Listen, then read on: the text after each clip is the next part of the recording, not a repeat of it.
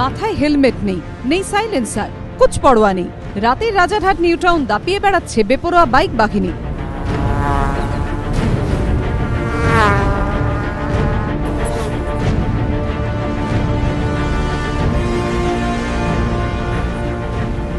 শুধু পুজো বলে নয়, রাত 10টার পর এটাই এখন রাজারহাট নিউ টাউনের রোজকার ছবি।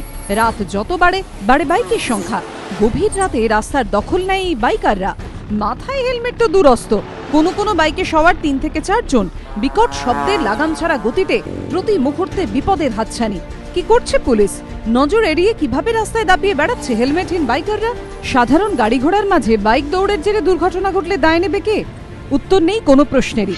বিধাননগর কমিশনারেটের দাবি, এটা দেখা ট্রাফিক পুলিশের দায়িত্ব। কি বলছে traffic police?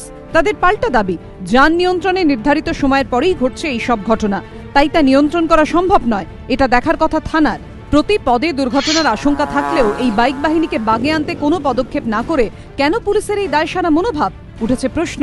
Subhash বৈদ্যের report, ABP আনন্দ, কলকাতা।